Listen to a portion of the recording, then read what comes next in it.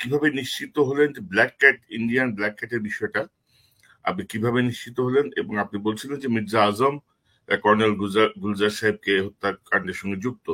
এই দুটো বিষয়ের কি প্রামাণ্য কিছু আপনার কি পেয়েছিলেন? আচ্ছা, প্রথমে আমি শেষের প্রশ্নটাতে আসি।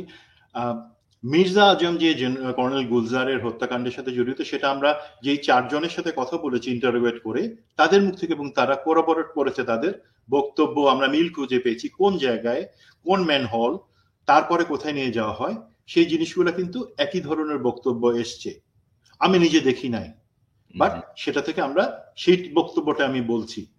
এবং আমার বিশ্বাস আছে আপনারা যাদেরকে জেলে ভরে রাখছেন তাদের সাথে আবার যদি কথা বলা হয়, প্রশাসন কথা বলে, সত্যিটা বের হয়ে আসবে এবং মির্জা আজমের কথাটা সেখানে আসবে। মির্জা আজম হচ্ছে সেই ধরনের লোক যে তার নারী ঘটিত অনেক কেলেঙ্কারি আছে, বাট তার উপরে বড় কথা হলো সে মনে করে তার আত্মীয় শোধ নেয়ার দায়িত্ব আল্লাহ তাকেই দিছে, উপরে আল্লাহর কোনো বিচার নাই। তার আত্মীয়কে যে র্যাব ন্যায় বিচার করেছে সেটার শোধ তাকে নিতে হবে। পসিবলি আমরা সেটা তার সাথে ঘটনা বিভিন্ন সময় সেই জিনিসগুলো বুঝি, বাট এক্সাক্ট দালিলিক বা যে প্রমাণ সেটা সেই 4 জন দিতে পারবে। আর প্রথমটাতে আসি, মানে ওই 4 জন তাদের বক্তব্যে বলেছে যে তারা মির্জা আজমকে দেখেছে। মির্জা আজম যুবলীগদের লোককে নিয়ে আলাদাভাবে ওই সমস্ত এলাকা থেকে বলেছে যে তোমরা সরে যাও, বাকি বিডিআর এর যে জন যারা সত্যিকারের বিদ্রোহী ছিল তাদেরকে সরাই। মির্জা আজম তার লোকদেরকে নিয়ে খুঁজেছে এবং লোক যুবলীগ ছাত্রলীগের কিন্তু বাইদেন বিডিআর এর ইউনিফর্ম তারা পরে নিয়েছে এবং তাদের হাতে বিডিআর এর অস্ত্র, এবং দ্যাট টু সাবমেশিন গান তাদের হাতে। সেগুলো নিয়ে তারা খুঁজেছে এবং তারা আনফরচুনেটলি কর্নেল গুলজারকে পেয়েছে। তো এই মির্জা আজমের ক্ষোভের এই কারণটা কি, মূল কারণটা কি, এত ক্ষোভ কেন তার?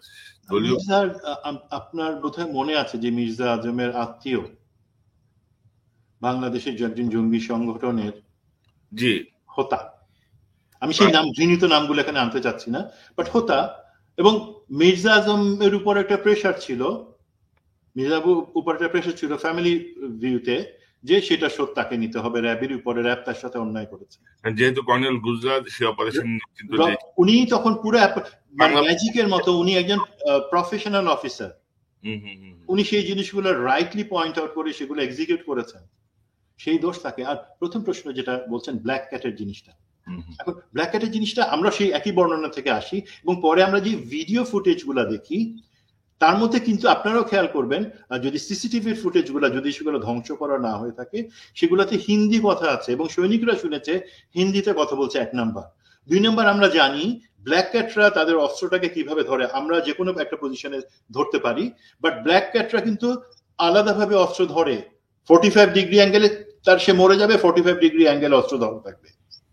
তো এই দুইটা জিনিস ভেরি ইম্পর্টেন্ট, যে কেন লোকে উর্দুতে কথা বলছে বা হিন্দিতে কথা বলছে, এবং তারা যে অস্ত্র যেভাবে ধরে আছে সেগুলো থেকে ইজিলি তারা দুইটা পিক আপ ব্যবহার করেছে পুরা অল থ্রু ব্ল্যাক ক্যাটরা, এবং পিক আপ থেকে নামছে সাথে সাথে অস্ত্র এইভাবে ধরছে।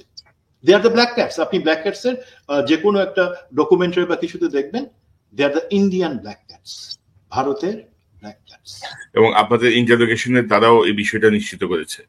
ব্ল্যাক ক্যাটদেরকে ইন্টারোগেশন করেনি, যাদের সাথে আমরা কথা বলেছি তারা নিশ্চিত করেছে দুইটা জিনিস, একটা হচ্ছে হিন্দিতে কথা বলা, এবং যখনই এখানে পলিটিক্যাল লোকজন এসছে এই লোকজনগুলো দেখা যাচ্ছে তাদের সাথে কথা বলছে।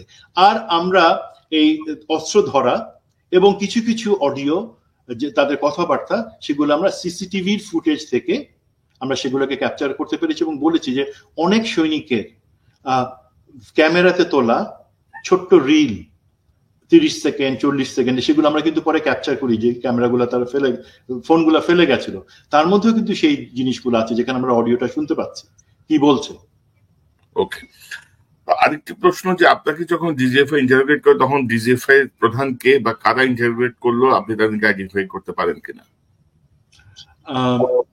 যারা আইডেন্টিফাই করেছে তাদের মধ্যে থেকে একজনকে আমি সম্পূর্ণভাবে আইডেন্টিফাই করতে পারি, কর্নেল, পরবর্তীতে কর্নেল রাশেদ 22 লং করছেন। সে এখন কোথায় আমি জানি না আসলে সে কোথায় আছে। সে পরবর্তীতে র্যাব 1-এ ছিল তারপরে আমি কিছু লোক মানে আমার কিছু ভয়ঙ্কর স্মৃতি যেগুলো সেগুলো আমি অ্যাকচুয়ালি আমার এই কম্পার্টমেন্ট থেকে আলাদা রাখতে চাই বলে আমি তাদেরকে কোনো ফলো করবার নাই। আর যেহেতু আমি প্রথম 6 বছর পালায় আসবার পরে বাংলাদেশ বা কোথাও কোনো ফোনেও কথা বলি নাই, সুতরাং আমি ট্র্যাক করতে পারি নাই কে কোথায় আছে। হয়তো আছে, আর্মিতে এখনো আছে ব্রিগেডিয়ার জেনারেল, হয়তো মেজর জেনারেল হয়ে যেতে পারে। সে হচ্ছে মেজর জেনারেল হামিদের কোর্সম্যাট।